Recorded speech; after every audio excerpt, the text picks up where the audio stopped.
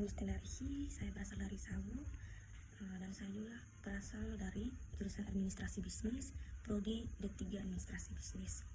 Di sini saya akan meringkas sebuah jurnal ekonomi yang berjudul Pengaruh Biaya Pendidikan dan Kinerja Guru Terhadap Pencapaian Siswa, yakni analisis deskriptif pada SMA Negeri di Kabupaten Purwokerto. Pendidikan merupakan salah satu elemen paling penting dalam membangun SDM yang berkualitas menurut Nanam Fatah. Sementara itu, pendidikan nasional kita dihadapkan kepada masalah antara lain. Yang pertama, peningkatan kualitas, pemerataan keterbatasan anggaran yang tersedia dan belum terpenuhi sumber daya dari masyarakat secara profesional. Kondisi pendidikan di Kabupaten Purwokerto relatif menjadi rendah.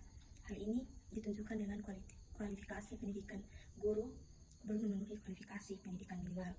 Pada tahun 1972, Kombosa Philips dan Halak dalam Nanam Fatah merumuskan 5 elemen dalam sebuah sistem pendidikan, yakni yang pertama tujuan atau objektif, yang kedua keluaran, yang ketiga manfaat, yang keempat proses internal, dan yang kelima masukan. Yang pertama tujuan. Ada tujuan-tujuan yang biasanya bersaing satu sama lain dan diperlukan prioritas. Tujuan-tujuan ini sering menghasilkan warga yang baik dan untuk pemimpin yang terdidik secara bebas. Yang kedua, keluaran.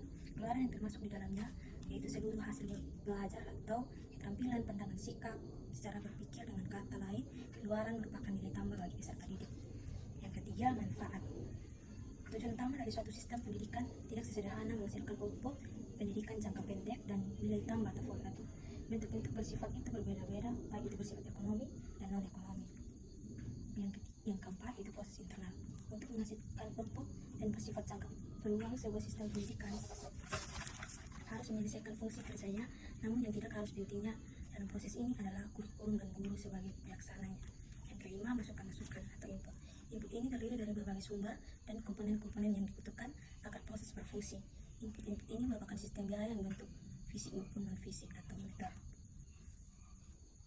Kesimpulannya, besarnya biaya operasional SMA Negeri di Kabupaten Purwokerto pada tahun ajaran 2009 sampai 2010 dan 2011 sampai 2014 berdasarkan perolehan rata-rata persatuan biaya per murid meningkat tiap tahunnya dan secara keseluruhan masing-masing sekolah menunjukkan kategori sedang.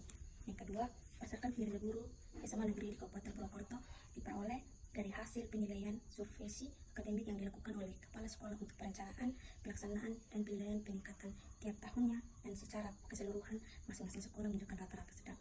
Saran dari saya, biaya operasional dan non-operasional SMA Negeri di Kabupaten Purwokerto masih di bawah standar, maka perlu ditingkatkan agar dengan adanya biaya yang memadai dapat meningkatkan prestasi belajar siswa. Yang kedua, diperlukan profesionalisme dalam penyusunan anggaran sekolah sehingga menghasilkan anggaran yang efektif dan efisien. Yang ketiga, kinerja guru sangat mempengaruhi terhadap proses pembelajaran. Oleh karena itu, guru hendaknya lebih meningkatkan kinerja mengajarnya, terlebih dalam penilaian guru dengan menganalisis hasil ulangan dan menjadikan hal tersebut feedback agar tercipta proses pembelajaran yang lebih baik dan kondusif sehingga tercapai prestasi belajar yang baik. Itu pertanyaan saya, bagaimana jika kinerja guru sudah sangat full tetapi siswa yang hanya bermalas-malasan belajar sehingga pencapaian mereka tidak sesuai dengan yang diharapkan. Sekian dari saya, terima kasih.